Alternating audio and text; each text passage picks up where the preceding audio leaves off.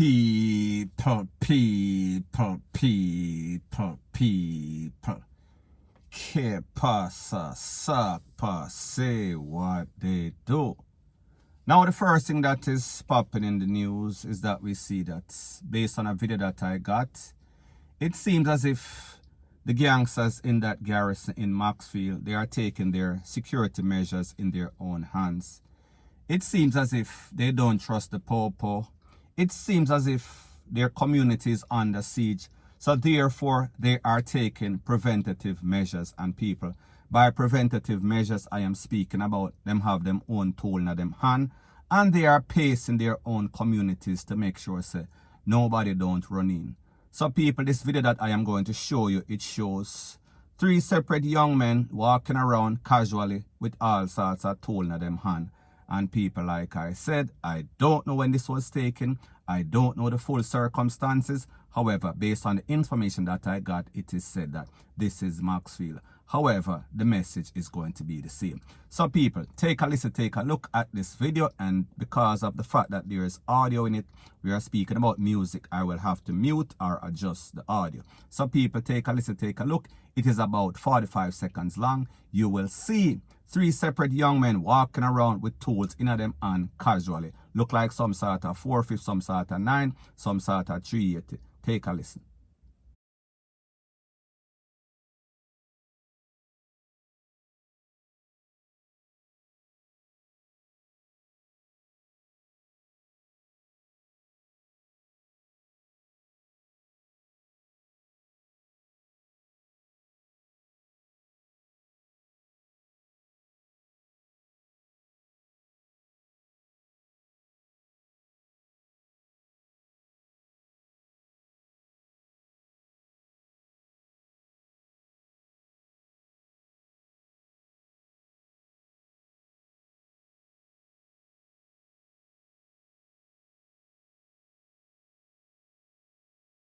Now people, this is my disclaimer. I don't know the circumstances. However, the video evidence is there for you to see.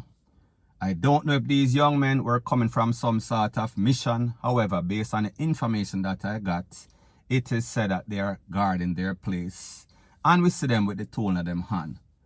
So people, this leads us to know that it seems as if when you're living in some sort of garrison, and you know that your garrison is being attacked by the ops, that means that the opposition, you will have to take whatever measures you have to take. And people like them say, desperate times calls for desperate measures, and nobody wants to lose their life.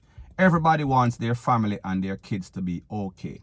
So therefore, it seems as if this casual walk with the tool in the hand is something that has become normalized in some garrison. So people, it seems as if the residents accept that they have 2 options. Them can make people breach them security, or they can arms up themselves with the top shot of them in the ear. And people, I don't know if they're coming from some sort of mission. I don't know if this is some sort of MVRDER mission. I don't really know the circumstances. However, people, what I do know is based on what we see in the video. Now people, this shows you that the informer for DEAD policy is still on and popping. So therefore, persons know who are the shotters.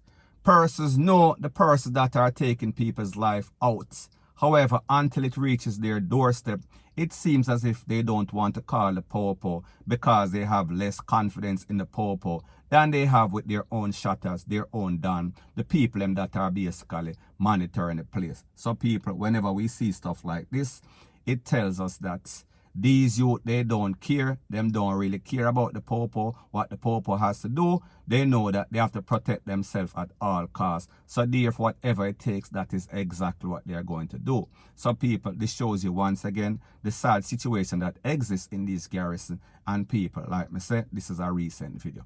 Point blank and period. Now people, the reality of the situation is this. For you and I that are looking from the outside in, we're going to say, damn, these youth, them kind of bare-faced, them kind of brazen. However, people, until you live that situation, and people, I am not justifying it, I am just saying that in some cases, it seems as if these persons' mentality, They feel as if they are caught between a rock and a hard place. So therefore, it is basically, damn if you do, damn if you don't. So therefore, they are saying that, these shatters, they are saying that, listen, we would rather be caught by the popo and the popo even take we out than to be caught slipping by the opposition, because you know, so when the opposition catch you slipping, it is lights out, point blank and period.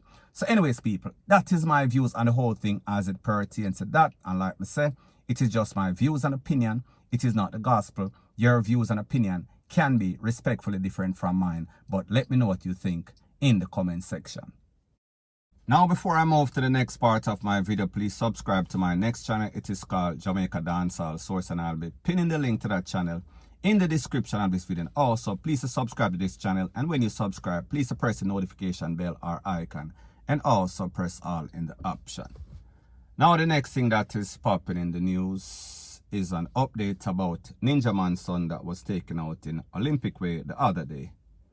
Now, people, based on the information, and this is factual information from people in law enforcement and people on the street, it is said that his stepfather, he heard information, or he got information, or he heard accidents, and he heard that his stepfather was involved in the bike crash. And because the stepfather was riding his bike, he went down there to investigate the situation. However, people, there's been a long-standing feud with him and some people in the same era where the bike basically turned over. And people, it seems as if they was waiting for him, them lay wait him, and then when them see him, them blaze him up. Now, people, based on information, and this is information that is coming from law enforcement, this is information from people on the scene. It is said that Ninja Man's son, Ratty, he was the person that basically started the whole thing. Him basically blaze up half of the young people, them or the people them that took him out before. So therefore, they caught him in some sort of retaliation. They caught him slipping. Now, people asked if he had any sorts of tool. I don't really know the circumstances. However, he is no innocent bystander. He is no innocent person. He is not a saint. He is not a church boy. So therefore, people, you know, so whenever you have any sorts of war, and then you end up down in the enemy territory, people, that is a fatal error, and people, the fatal error was true. So people, the moral of the story to all of this is that whenever you are involved in any sort of gangsterism, whether you are right, whether you initiated it, so people, me just say, whenever you see the ops or the ops see you, it usually ends up one way. The man will pull off, ease off, wheel and pop off first, more than likely he is going to survive. The other person, it won't be so fortunate. However, people, it seems as if Ninja Man's son enjoyed the SHITTYN of the stick, and basically he lost his life. So people, that is the latest as it pertains to that. And like me say, it is just my views and opinion. It is not the gospel. Your views and opinion can be respectfully different from mine. But let me know what you think in the comment section. Bless up.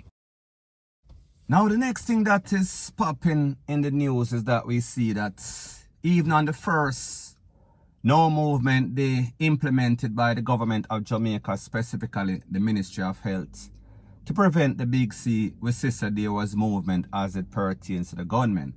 And I am speaking about an incident that occurred in a place called Rosetown. We are speaking about on the Unity Lane. So people, no movement, Unity Lane. However, we see that there was movement, and we see that there was no sorts of love and unity. It was more hate and DEATH.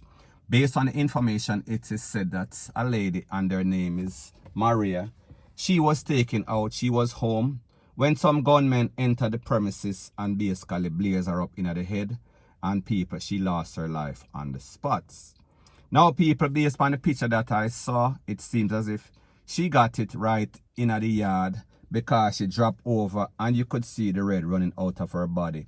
She was in some sort of short spandex. It looks as if she was sweeping the yard, and people, she did not get to sweep anymore, because it seems as if them come in with the street sweeper. So people, at the end of the day, the moral of the story is this. It does not matter what type of zone of special operation that they implement. It does not matter if the popo down the road. It does not matter if them have some sort of military posts. When these people ready for move, them are going to move and there won't be any sort of restriction as it pertains to the takeaway, point blank and period.